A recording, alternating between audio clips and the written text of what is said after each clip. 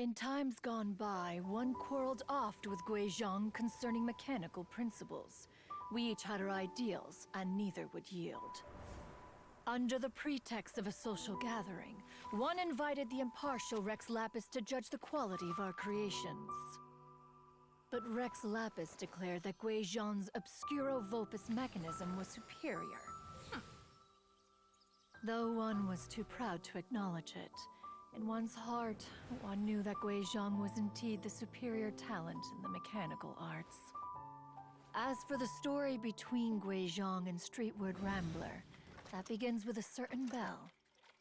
In Guizhong's opinion, while mechanisms were no substitute for human composers, they were yet capable of producing simple but fine melodies. But Streetward Rambler believed music to be an expression of the soul, an emotional enterprise that could never hope to be replicated by machinery. They argued endlessly, until one asked Rex Lapis to intercede. He confiscated the bell and designated it for ceremonial use.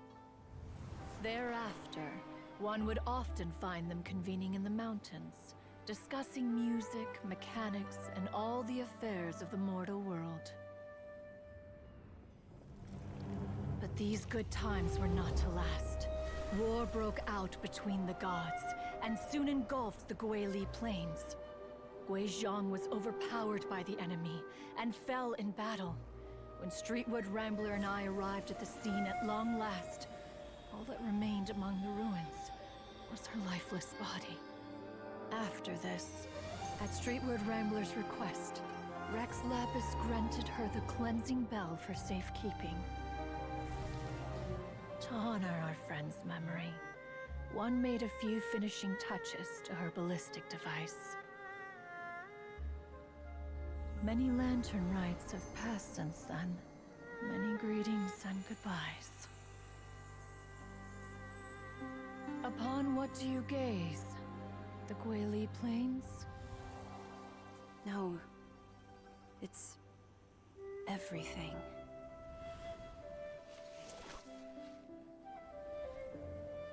We think of human life as like a lantern that's lit one minute and extinguished the next.